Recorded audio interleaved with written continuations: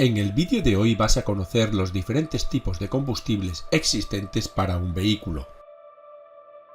El motor es el elemento que permite el movimiento autónomo en un automóvil. A lo largo de la historia ha habido diversas motorizaciones: la máquina de vapor, que iba con carbón o madera, el motor de gasógeno, el motor de combustión, que coincidió con el descubrimiento del petróleo y se popularizó entre el público, el eléctrico, que parece ser el sustituto del de combustión y es la mejor alternativa por sus cero emisiones contaminantes, y todavía no sabemos lo que nos depara el futuro.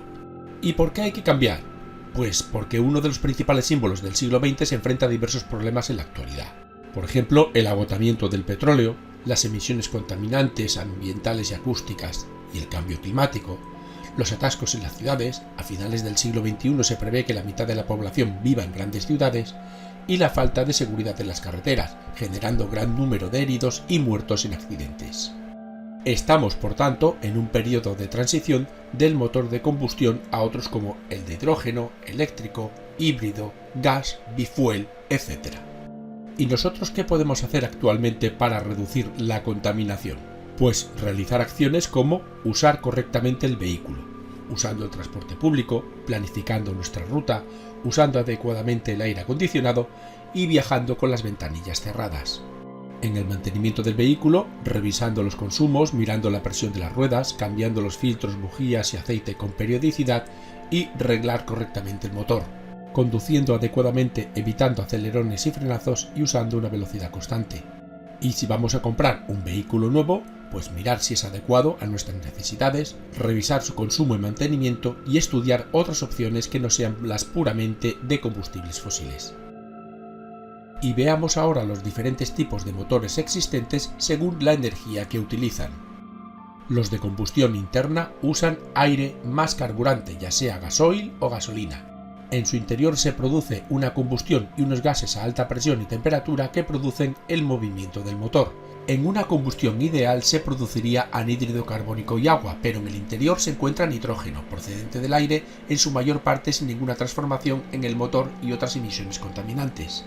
Para mejorar el motor de gasolina, habría que eliminar la gasolina sin plomo, utilizar catalizadores, generalizar la inyección para un menor consumo, el funcionamiento con mezclas pobres y el sistema de start and stop con el vehículo parado. Y en los diésel, la inyección directa con control electrónico, más conocido como Common Rail, la utilización de catalizadores y la mejora del par y potencia para una cilindrada dada. Pero la combustión de ambos produce por una parte varios compuestos tóxicos y por otra dióxido de carbono, que no es tóxico pero sí el principal causante del cambio climático. Un segundo tipo de combustibles son otros derivados del petróleo, unos combustibles fósiles menos contaminantes, es decir, mezcla de gases livianos licuados presentes en el gas natural o disueltos en el petróleo, como por ejemplo el propano o el butano. Pueden utilizarse en motores de combustión interna y lo importante es que se puede convertir un motor de combustión en bifuel por 2.000 euros. Sus peculiaridades son tres: producen una combustión muy limpia, están disponibles en estaciones de servicio y son más baratos que los combustibles líquidos tradicionales.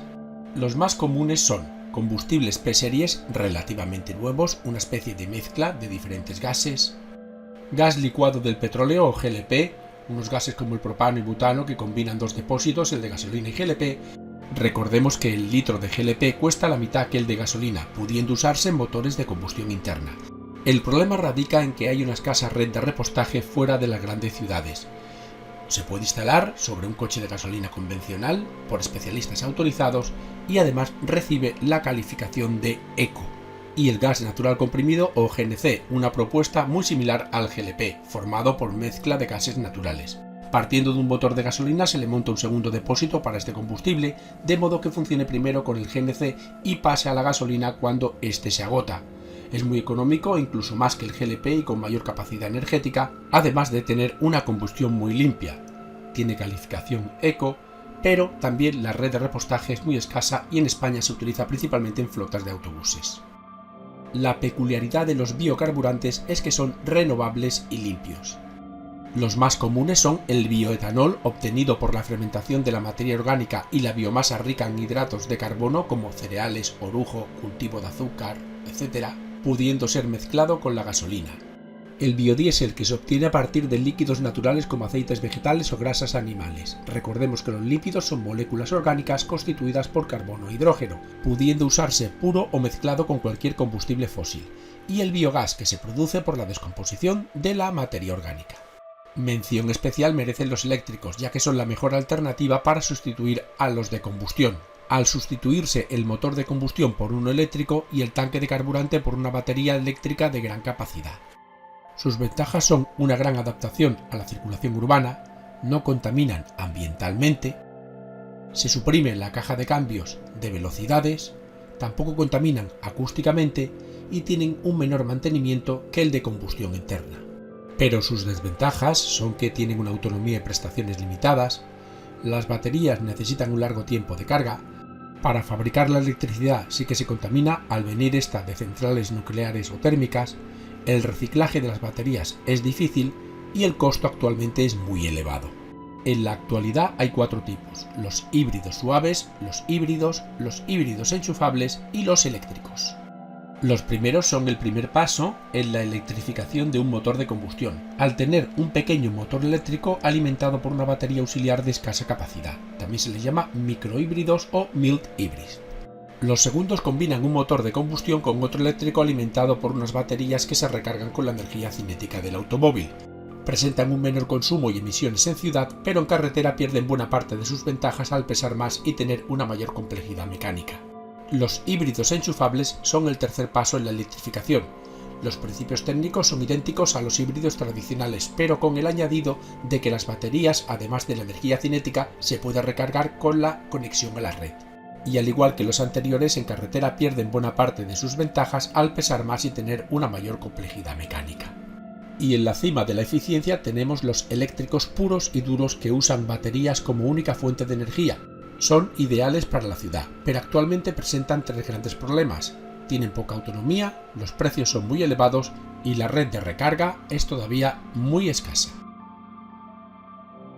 Y finalizamos con los vehículos de hidrógeno, una muy buena alternativa futura, además de ser no contaminante. El proceso de obtención de hidrógeno puede ser de 3 formas distintas. Mediante el rectificado de hidrocarburos se consigue gas natural y otros productos orgánicos que contienen hidrógeno, pero es un proceso contaminante.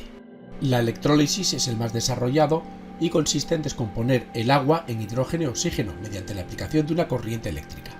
Y la fotólisis es la descomposición química que durante la fotosíntesis sufre la molécula de hidrógeno por la acción de los rayos ultravioleta, aunque este es un proceso muy costoso.